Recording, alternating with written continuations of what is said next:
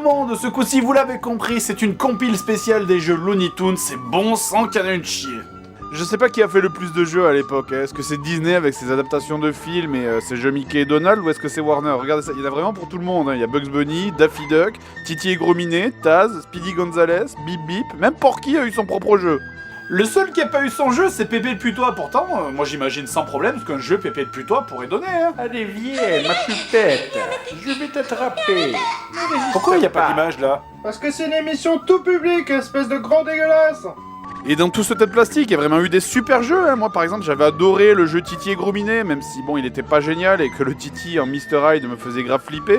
Il y avait les dizaines de jeux Bugs Bunny, et puis il y avait aussi les super jeux Tiny Toons, moi je me régalais à y jouer avec des potes. Mais évidemment, c'est pas ça que vous voulez voir, vous, hein? Alors des jeux de merde Looney Tunes, il y en a eu plein, ne vous inquiétez pas, il y a eu des jeux avec un gameplay de merde, il y a eu des jeux juste impossibles, et il y a eu des jeux juste impossibles avec un gameplay de merde. Et je vais commencer par Roadrunner Death Valley Rally, qu'on connaît nous en France sous le nom de Roadrunner Looney Tunes sur Super NES. Alors, moi ce jeu je l'avais pas, hein. J'avais un jeu Bip Bip, mais c'était un jeu sur Mega Drive, donc du coup celui-là j'ai dû le commander sur eBay pour ce test. Je me souviens de la première fois, cette frustration, cette difficulté, j'essayais plein de techniques mais rien ne marchait. Et encore là c'était que pour ouvrir le colis, après j'ai joué au jeu et c'était pire, hein. Heureusement que je suis un grand fan des dessins animés de Bip Bip. Ah putain, s'il y a bien un dessin animé Looney Tunes qui n'a absolument pas vieilli, franchement c'est vraiment Bip Bip, hein. Je veux dire, l'humour est simple mais il n'y a rien à faire, ça marche à chaque fois. Alors au niveau jeux vidéo, il y a eu d'excellents jeux sur Bip Bip, notamment sur Mega Drive avec le Super Désert Démolition, et il y a eu cette version Super NES. Demandons son avis à quelqu'un qui y a joué. Alors graphiquement, le jeu est très bon et respecte bien l'esprit du dessin animé. Niveau son, bon, ça va. Niveau musique, c'est potable. Mais bon, c'est bien beau tout ça, mais si ça suffisait à faire un bon jeu, alors la Mega CD serait la meilleure console du monde, hein. Vous savez, quand vous achetez un jeu Bip Bip, je suppose que la plupart des gens s'attendent logiquement à un jeu qui va vite, hein. Je veux dire, tout ce qui fait Roadrunner dans les dessins animés, c'est de courir à 200 km/h dans un désert, et on s'attend à un jeu qui ressemble à un Sonic. Et ici, il n'y a pas de problème, hein. Vous pouvez aller très très vite, sauf que le problème c'est que aller vite égale mourir dans ce jeu. Non mais je veux dire, waouh, trop bien, un jeu qui va plus vite qu'un Sonic, c'est super. J'ai plus qu'à me faire greffer des yeux de ninja pour pouvoir y jouer.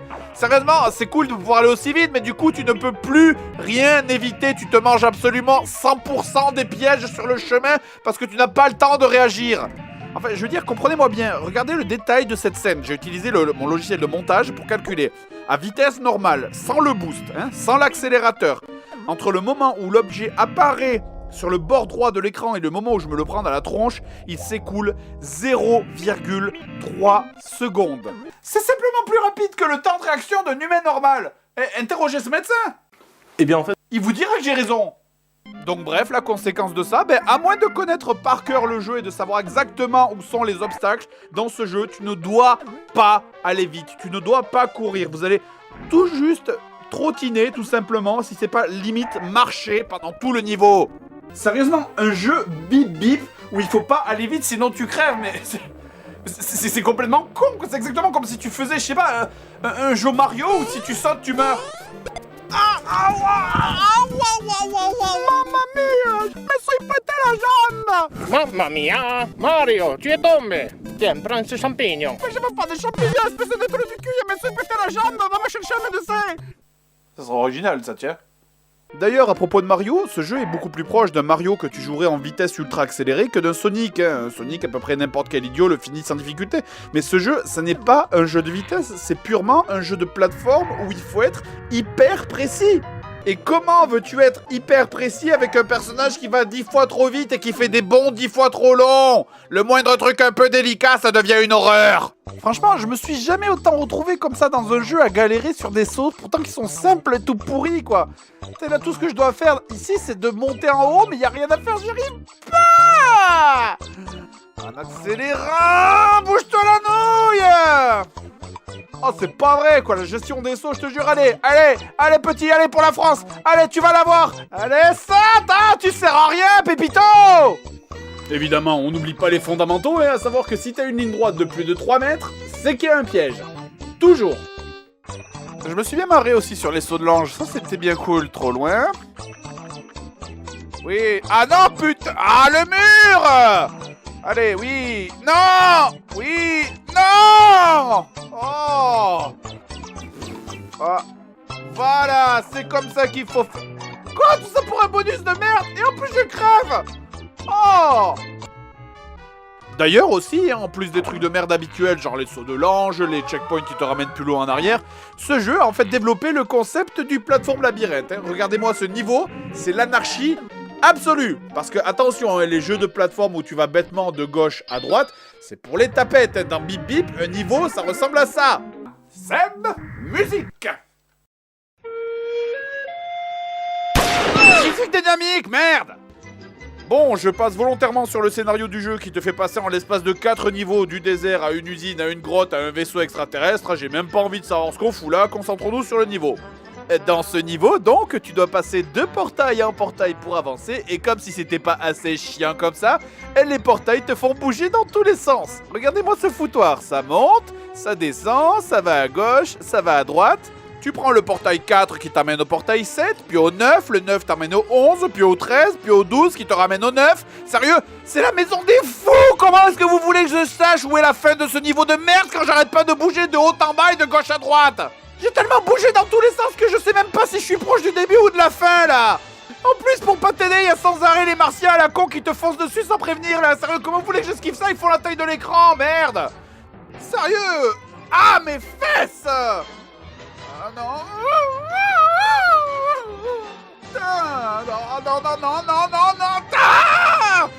Votre vaisseau spatial de merde, on dirait un tas d'échafaudage là! Vous avez rien de à branler qu'à faire du surf en poursuivant une autruche!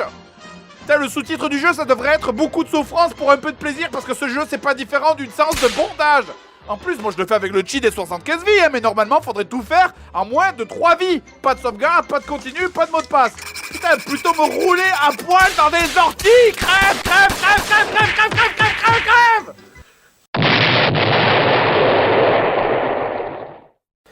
Ça va, c'est bon, on a tous des moments de faiblesse, hein, ça nous arrive, donc on va passer au jeu suivant, Tazmania sur Mega Drive. Et si tu ranges pas cette flûte, je te jure que je te l'enfonce dans le... Tazmania sorti en 92 sur Mega Drive, la même année que Bip Bip sur Super NES. Alors déjà j'ai envie de vous parler de Taz un peu, hein, qui est pas vraiment un des personnages les plus connus de Warner. Hein. À la base, Taz, pour ceux qui connaissent pas, c'est surtout un des méchants de l'univers de Bugs Bunny.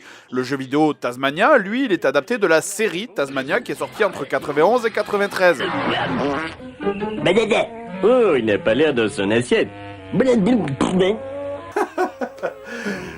Ça vous fait rire, hein, vous avez pas honte? Sérieusement, vous avez jamais remarqué quelque chose qui vous a choqué dans cette série?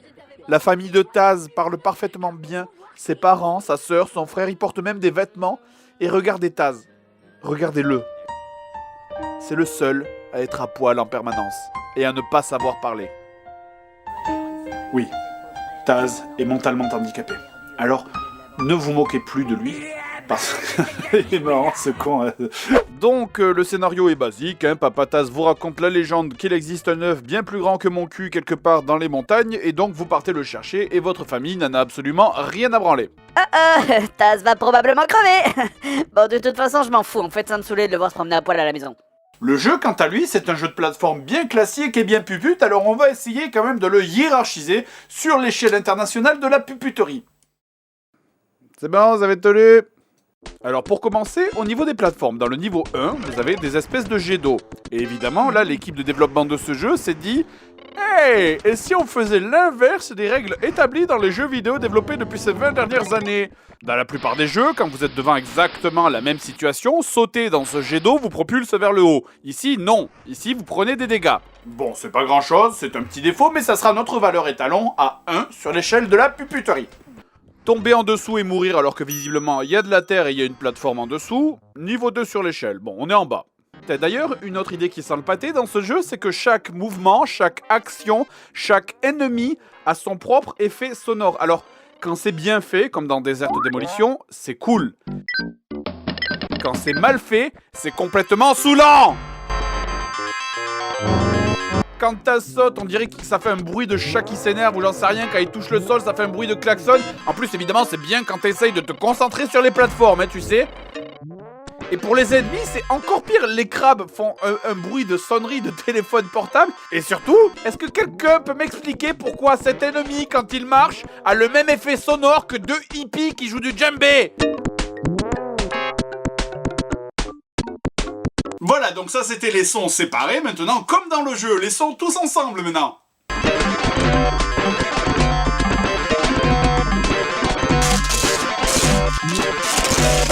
Donc passons au niveau 2 et maintenant, comme pour le plan Vigipirate, on va passer l'échelle d'alerte de puputerie au niveau rouge. Parce que, évidemment, Taz ne peut pas s'empêcher de manger tout ce qui lui passe sous la main, même quand c'est une bombe et que ça le tue. Et donc là, bien sûr, les développeurs se sont gavés en mettant partout. Ok, donc là je... Derrière le pilier! Mais c'est une blague! Putain! Oh! Ah, je te jure, quoi. Mais pile dessus! On est pile dessus, mesdames et messieurs! Pantoufle! C'est le premier mot qui me vient à l'esprit pour pas être vulgaire. Allez, sors de là! Putain, y'a pas une loi contre ça? Mais oui, tiens, bah voilà, là maintenant on t'en met deux. Comme ça, si tu rates la première, tu prends la seconde. Putain, c'est de la cruauté gratuite, ça! Putain, mais là, les mecs, ils ont dû se dire: allez, les développeurs, on va faire un jeu pour se venger des connards qui achètent nos produits. Qui est avec moi? Là, vous voyez, sur l'échelle, on est déjà au niveau 6, mais on peut monter plus haut. Dans le niveau 4, on a les leviers piégés. Tu dois tirer sur des leviers pendant tout le niveau pour couper le courant, ça marche bien, et subitement, à la fin, sans prévenir, t'as certains leviers qui deviennent des pièges et qui te tuent. C'est gratuit. Ensuite, on a les niveaux sur de la glace. Alors ça, il y a toujours un niveau sur de la glace dans ce jeu qui te fait chier. C'est toujours. Ça fond dans la bouche. Il y a aussi les niveaux avec les sauts de l'ange, bien sûr. Il y a les niveaux type Frogger, où les mecs se sont dit: hey, et si on faisait un niveau en 3D avec des sprites en 2D? Un grand moment de jouissance dans ces niveaux-là.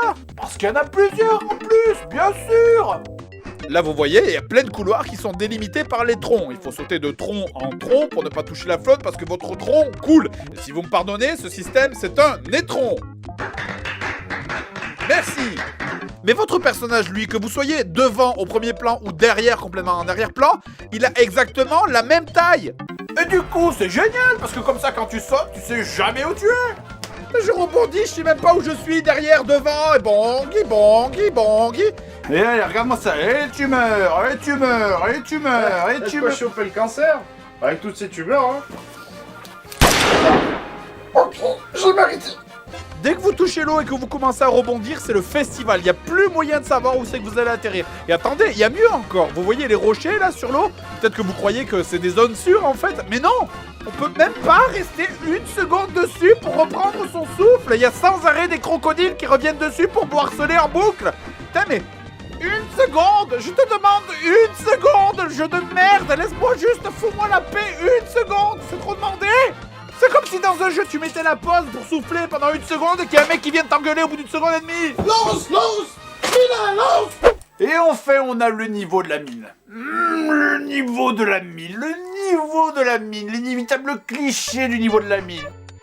Sérieux, quoi, ce jeu, il a été fait par Captain Cliché, quoi, c'est pas... Ok, d'accord, très bien. Franchement, j'ai même pas pu tester les boutons, je sais même... Ok, donc le bouton, ça sert à ça, donc. Bon, Ah, pourquoi j'ai fait ça? C'est pas vrai, quoi. Ah, parce qu'en plus, il faut gérer l'accélération aussi. Non, mais c'est pas possible. C'est juste pas possible.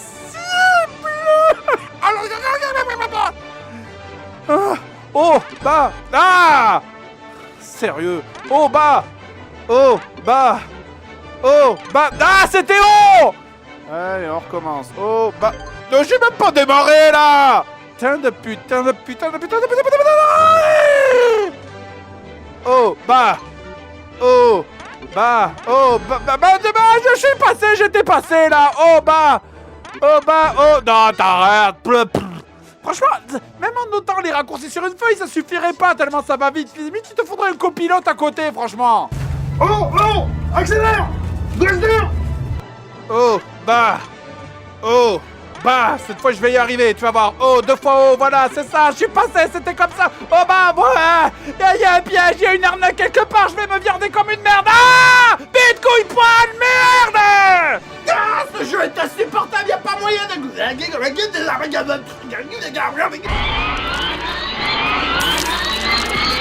Come on!